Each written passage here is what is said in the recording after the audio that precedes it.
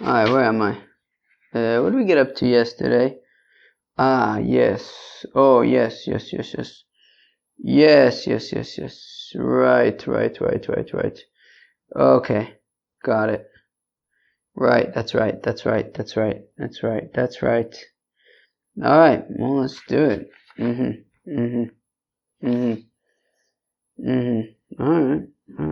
what am I tell you? Hey, friends, what up? Welcome back to Babylon Talmud. Today we're studying Daf Kuf Yud Gimel, Daf 113 of Masechta Yevamos. Friends, we're getting close to the end of Masechta Yevamos. Well, today we just kind of go weiter on the, we learned the Mishnah at the end of the day yesterday, and part of what we learned about in the Mishnah is that a chereshes can get divorced, but a cheresh cannot divorce. So we're going to kind of go into that a bit, and kind of stuff like that. Let's go weiter. So we're on Daf Kuf Yud Beis Amud Beis. Right at the Gemara, 3 lines before it gets wide. Omer Rami Bar Chama, Ma'ishna cheresh v'chereshes detakinu l'rabon nisuin, u'ma'ishna deshota v'shota d'lo takinu l'rabon nisuin. Oh, so Rami Bar Chama Itaka asked the kasha. What's the kasha? So he says, well, how come a cheresh and a chereshes, of course, can get married, as we've been discussing? The takinu l'rabon nisuin, that the rabbi said that midrabanan they can get married. U'ma'ishna deshota v'shota. Whereas a shota and a shota, that they don't get married midrabanan at all. The Tana's we learn in the Brayso, shota v'kohen. If you have a shota who gets married, right, a fellow who's a shota or a fellow who's a minor and gets married, shenosu noshim v'mesu, and then they, would. Whereas, right, I think Dennis very eloquently said recently, dispatched to Wellwood. That was very eloquent, Dennis. That's good. They were dispatched to Wellwood. So, they were dispatched to Wellwood. Alright. Vamesu, and then they died. Well, then they were dispatched to Wellwood. Nishoseim pturis mina chalitza. So the wives don't do chalitza, mina yibam, nor yibam, because they're not married. No. So, what's the shala? The shala is, how come a cheresh and a chereshes can get married, at least midrabanan, whereas a minor or a shota does not? What did I just see in the article? What's shota? I can't remember. A shota. What do you want me to tell you? Let's go weiter. So cheresh v'chereshes the kaima takanta derabanan takinu l'rabanan nisuin. Well, a cheresh and a chereshes. What's a cheresh? Cheresh is a deaf mute. A shota is, I don't know, I guess somebody who just isn't able to. I don't know. One second. How does the article define it? Let's just use whatever they say. So what do they say? They say, let's see. How do they define shota? Insane. I feel like that's a good description, because insane isn't.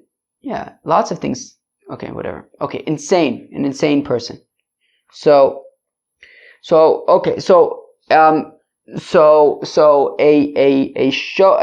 cheresh is somebody who's a deaf mute, and right, they don't have das. They're considered not to have das, but that's different than somebody who's insane.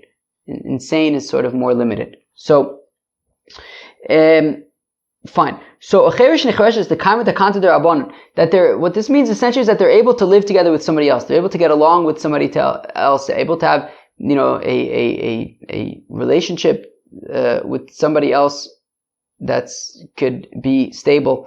So takinu l'rabbanan nisun. So the rabbis said, okay, you can get, so they created this sort of rabbinic construct for marriage. Shota v'shota, the lo kaima takanta d'rabbanan. But a shota, an insane person that it would be unable to live. They're not people that would be able to live well together with.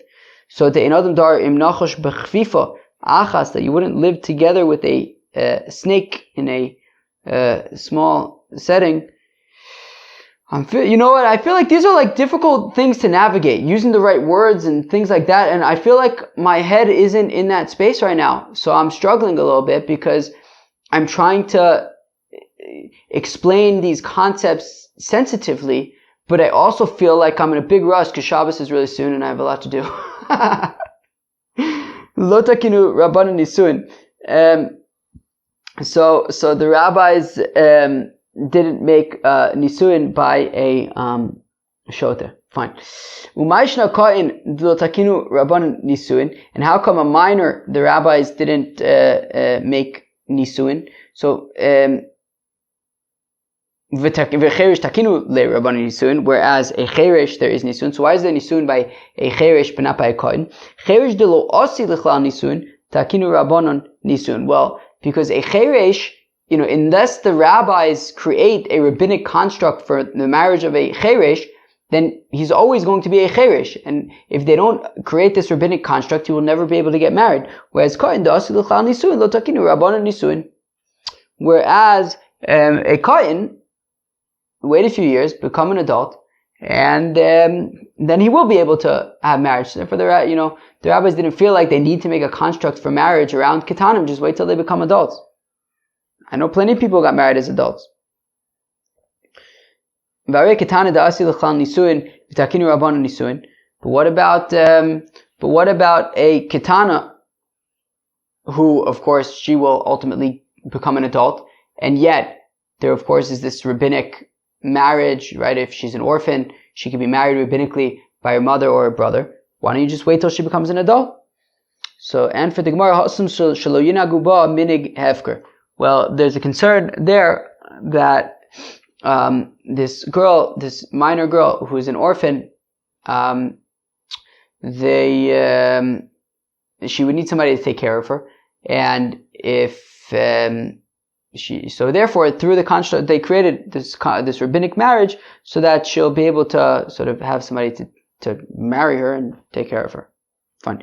Umayshna kitana de mimayna, umayshna chereshes de lo mimayna. How come if a kitana and a chereshes are both only married midirabanan? So how come a kitana can do meun, whereas a chereshes cannot do meun? The imkain mimani velo nazvila. That if a chereshes would be able to do meun, then people won't want to marry her. Meaning, a katana, yeah, it's like risky, right? You marry a katana, so she could leave any time. She could just do meun. So, it's a bit risky. But, at least, once she becomes an adult, she won't be able to just bounce anymore. So at least, as Rashi says, no, where am I? Right.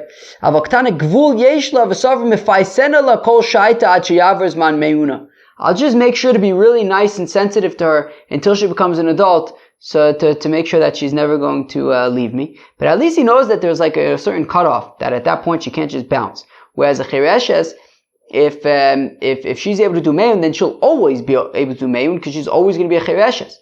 And therefore, nobody's going to want to marry her, because at any time, she could just bounce. Therefore, there's no meun for her.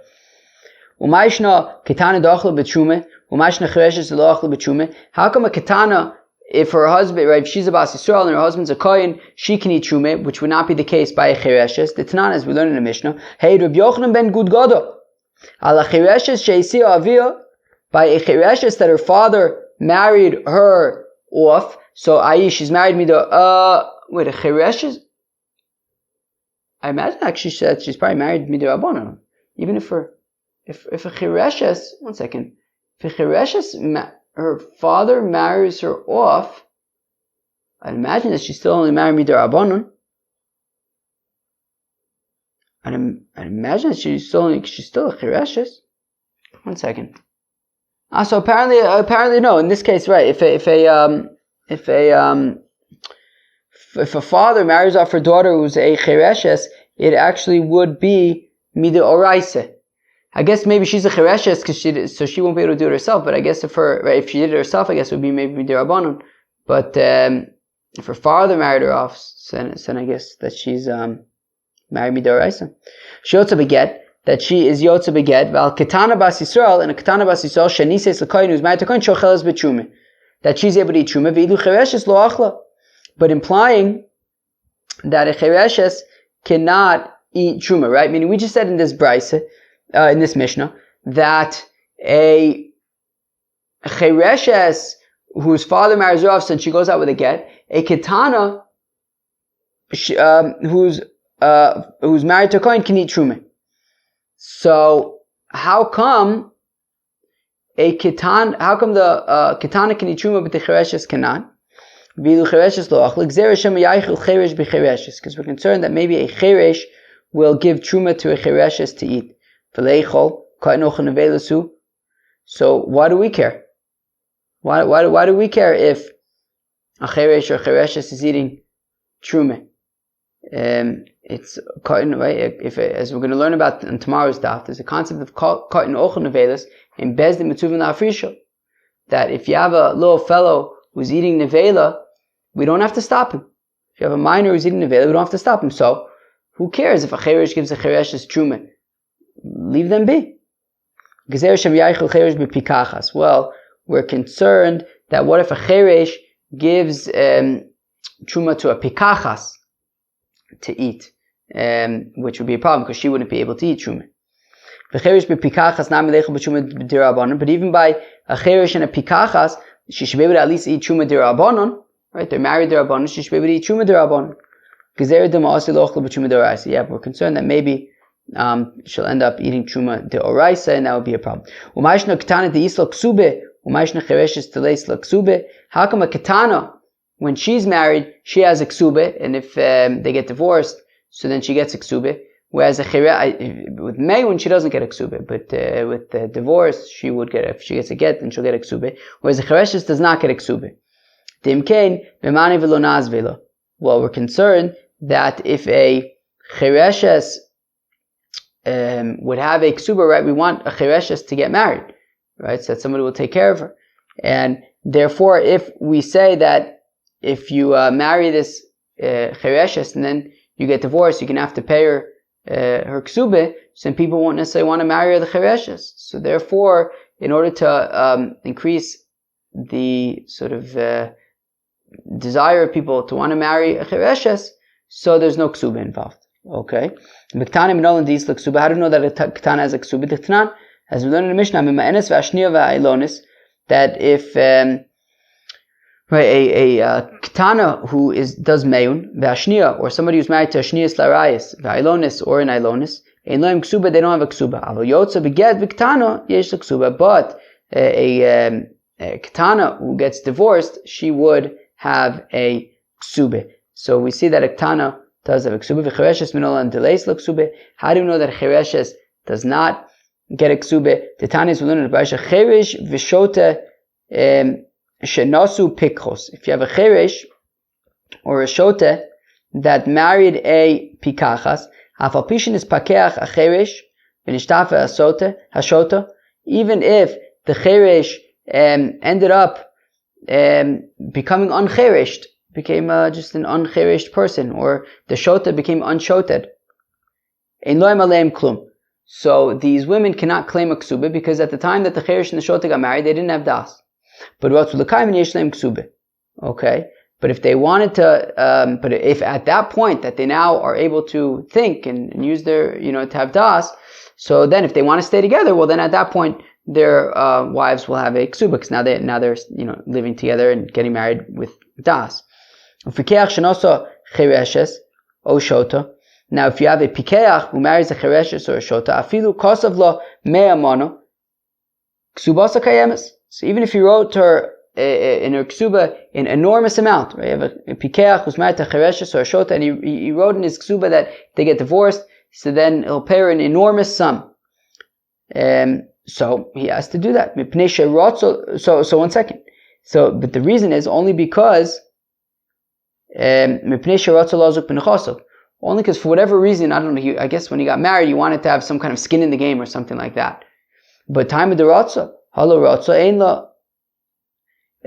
But implying that the only reason why she gets this ksuba, this pikachas, or this chereshes, or the shota gets this ksuba, is because he wanted, for whatever reason, to have, skin in the game, or to have some kind of financial obligation here.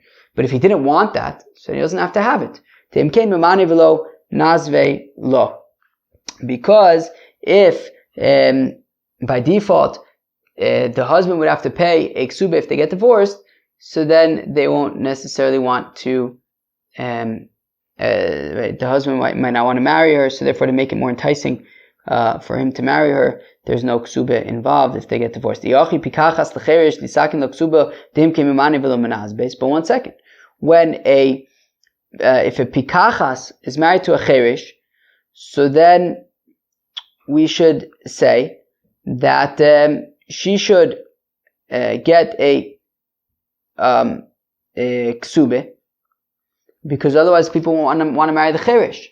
Right? We had said a few lines ago that a cherish or a shota who marries a pikachas, so then there's no ksube, right? And if they then become unpikecht if they become unshotet or uncherish, so then they, at the time they got married, there was no das. They don't have to pay a ksube. But what we want to know is, but maybe we should say that a cherish should have to pay a ksube, because that way women will be more likely to marry the cherish at least if they know that there's a ksube in the marriage.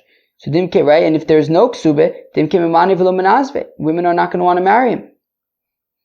Yosem ish rotz elisa isha rotz linase. So says the Gemara, more than a man wants to get married, a woman wants to get married. Women want to get married more than men do, and therefore, even without the ksube, you may still find a woman who would want to marry this cherish. But the other way around, if the fellow had to pay a ksuba to a chereshes, then he might not want to get married, and then they won't get married. There was a certain cheresh who lived in the neighborhood of Rav Malchio in Svei Itza, and Rav Malchio found him a bride. And Rav Malchio wrote, basically wrote a ksuba for 400 zuz. Right? This fellow was a cheresh, so we had said a cheresh doesn't need to give a ksuba, but Rav Malchio wrote 400 zuz in the ksuba.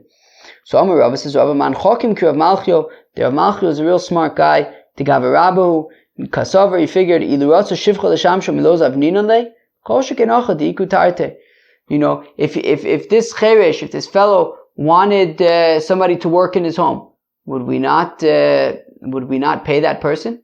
So here also, right? She'll come, she'll live with him, they'll get married, she'll be his wife, and there's also a ksuba involved that has money involved. What's the problem? That's what Rava says. Omer Rav Chia bar Ashi, Omer Shmuel says Rav Chia bar Ashi, in the name of Shmuel, Eishes cheresh ein chayav anolea oshum talul. Okay, if you have a cheresh and he's married, so if she has an extramarital relationship, right? So normally Eishes ish is chayav, what was it? Chenek, I think, right? So normally Eishes ish is a problem. Although, right, so, or if it was by accident, then you'd have to bring korban chatos. But we say that in this case, because he's a cheresh, so ein chayav anolea ashum tali. You don't need to bring an ashum tali, right? That an ashum tali would be brought, for example, if you have two pieces of fat in front of you. One's chaylev, one is shuman, right? One's allowed, one's not allowed. You eat one of them, then you find out, oh, by the way, one of them was chaylev, and you don't know which one it is. So you bring an ashum tali because you out of suffix. So says Rav Chia bar Ashi in the name of Shmuel, Eishes cheresh ein chayav anolea ashum tali. Right? You might think to say that the wife of a cheresh is a suffix. Maybe they're married, maybe they're not, and therefore you'd have to bring an ashum tali if you have a relationship with her. So it says Shmuel, no, you don't. So let's say that this supports Rav Chia bar Ashi Amar Shmuel. Chamisha lo yusromu, that there are 5 individuals who do not separate truma. Ve'im tarmu, and if they did, ein trumasun truma. So then their truma is null and void. Ve'eluein, these are the 5. Cheresh, shote, v'kotin. A cheresh, a shote, or a kotin. Ve'atorim es she'enu shelo, or somebody who separates truma from somebody else's produce without their permission. Ve'ovid kucham shetorim shel Yisrael, or a idolater who separates truma from a yid, afilu b'rshus Yisrael, even if it's with the permission of the yid, still it will not work. Ein trumas truma, the truma does not work. And therefore, we want to say that if we're saying over here that a cheresh who does, if we're saying that a cheresh who separates truma, it doesn't work, that must clearly mean that a cherish doesn't have das at all, right? It's not a suffix. There's no das at all. And therefore, that is why Rav Chia bar Ashi says the name of Shmuel, that when a cherish gets married, he doesn't have any das, and therefore, if somebody has a relationship with his wife, there wouldn't be even chayiv and ashram talui.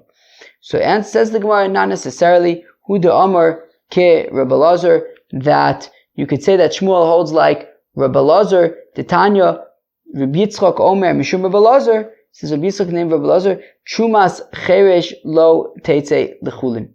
That the truma of a cheresh does not become chulin mipnei shu safek, right? So if a cheresh separates truma, so in that truma is a safek. It's a safek if it's truma or not. So therefore, you can't treat it as chulin. It's a safek. So therefore, so Shmuel actually holds like Rabbi Elazar that a cheresh is a static of a safek. The cheresh is a status of a suffix. He's fearing Rabbi Elazar, Ashim Talu Nami L'chai. But if he holds, in fact, like Rabbi Elazar, that a cheresh is actually a suffix, well then, shouldn't you have to bring an Ashim Talu? If somebody sleeps with her.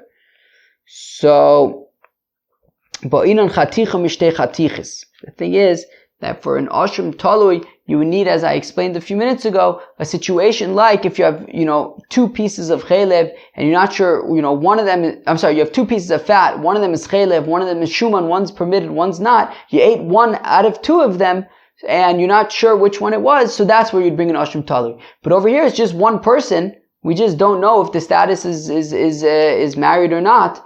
But it's just one person. It's not like one of two. So, but does Rabbi Elazar really require that for an Ashram Talui, you need it to be a situation of you had two options and you're not sure which one you took?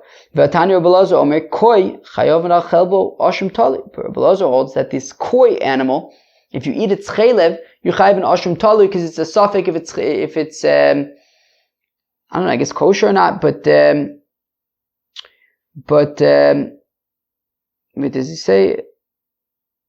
I don't know, but I guess definitely it's a suffix if the fat of it would be considered chaylev or not, and Rabbi Elazar says Yechaim Noshim Talui, and in that case it's not one of two, it's one thing that's just a suffix, and we're not sure if it's chaylev or not, and so you definitely know that you ate this fat from the koi, you just don't know if it's considered chaylev or not, and says Rabbi Elazar you have to bring an Ashim Talui. So if Shmuel holds like Rabbi Elazar that a cheresh is considered a suffix, so then in the situation where you have Eishes cheresh, you should be chayiv an Ashim Talui. Shmuel savak Rabbi Elazar b'chada u'falag alei b'chada. Look, Shmuel holds like Rabbi Elazar with regard to the fact that a cheresh is considered a suffix. However, he does not agree with Rabbi Elazar to the extent that Rabbi Elazar says that you could even bring an Ashim Talui when it's not one of two things, when it's only one thing. Whereas Rabbi Elazar would say you would only whereas Shmuel would say that you would only bring an Ashim Talui when it's one of two things, and that is why you do not bring an Ashim Talui for Eishes cheresh. Those who say Amar Rav Chia bar Ashi Amar Shmuel Eishes cheresh chayav alei Ashim Talui. Those who say that Rav Chia bar Ashi says in the name of Shmuel that the wife of a cheresh you would be chayav in Ashim Talui. Meizvi chamisha lo yisromu. What about the fact that there are these 5 people who don't separate truma and their truma doesn't count, and a cheresh is one of them, which seems like it's not a suffix, it's a vadai that they don't have das. So like Rabbi Elazar, he holds like Rabbi Elazar that it's a suffix and it's not a vadai. By Rav Ashi, my time with Rabbi Elazar. So Rav Ashi wants to know, how does Rabbi Elazar, who says that a cheresh is a suffix in terms of if he has das or not, so how exactly does he understand this suffix? Is it mifshad pshitale the cheresh daita klishto? Is it clear to Rabbi Elazar that a cheresh sort of has limited intelligence? Umiu misapkale, but what he's not sure is I daita tzilusa ilav daita tzilusa ulolam chada daito. If he's not sure that he basically he's never gonna have proper intellect, right? He's sometimes maybe he's clearer, sometimes he's not clearer, but he's never really gonna have sort of proper full intellect. Or perhaps pshitale dedaite klishta or maybe he knows that the intellect of a cherish is weak.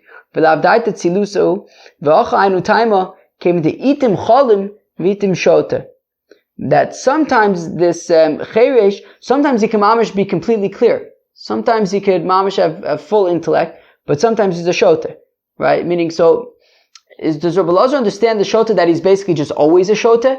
He always has limited intelligence? Or is it that, meaning, so like he consistently has like weak, limited intelligence?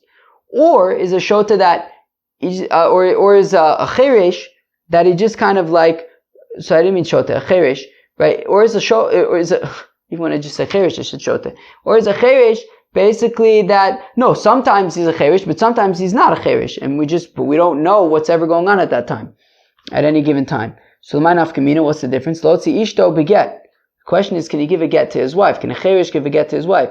Yomer chada daito. If you say that he always has the same limited intellect, so then kikidushin kach gerishin. Well, then just like he got married with this limited intellect, he's also getting divorced with this limited intellect. But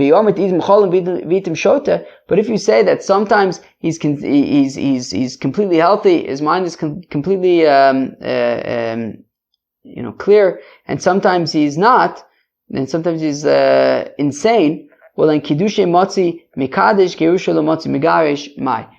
So then maybe he may have gotten married because maybe his das was clear then, but how do you know that he can get divorced? Maybe his das is not clear then, right? And maybe it's different, maybe his das was different at the time of Kiddushin than it was at the time of Gerushin, so therefore he'd be unable to get divorced. Teku.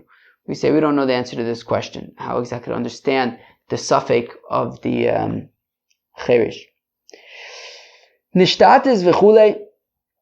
So we said that if you have a woman who gets married and she's a pikech, then she becomes a shota, so then she's able to get divorced. So Amar B'Yitzchak Dvar Teire. So I'm sorry. We said that if she becomes a cheresha, she can get divorced because she doesn't need to have das. But a shota stays married, right? So if you have a fellow who's married to a pikech and then she becomes a pikachas, then she becomes a shota.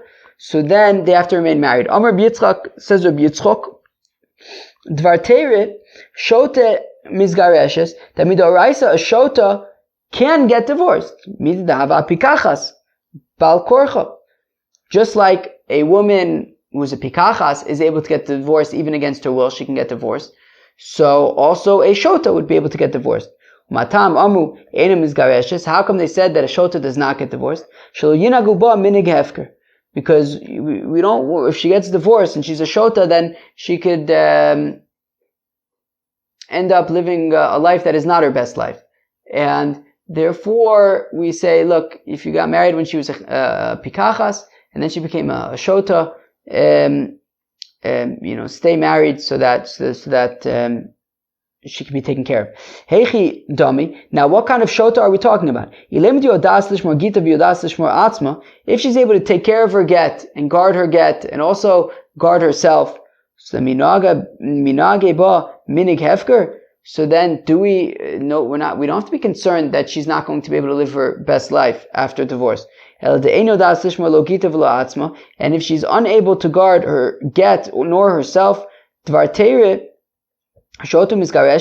how could we say that she, a woman who's unable to guard herself and unable to guard her bill of divorce, midoraisa, she would be unable to get divorced. They say by the Besmedrash of Rabbi Yanai,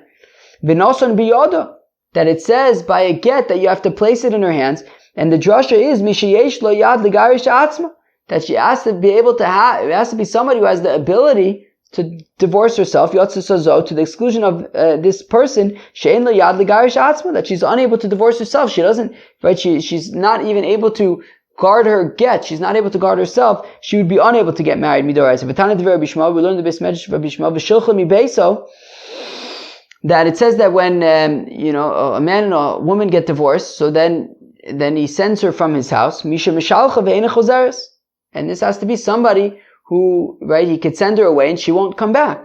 Yatzu zazo, to the exclusion of this woman, a shota, shemishalcha ve'chozeres, that if she's a shota to the extent that she's unable to guard her get, she's unable to guard herself, so then she would also keep on coming back, which means that you cannot divorce her. It has to be somebody that when you get divorced, you're divorced and, you live separate lives. So what we're talking about is a shota who's able to guard her get, but she's not able to take care of herself. And we're saying that midoraisa, she would be able to get divorced because she's able to guard her get. She has enough intellect to be able to guard her get. But nonetheless, the rabbis say, don't divorce her, because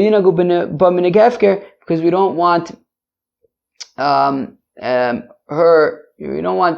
people to mistreat her. So therefore, we say stay married.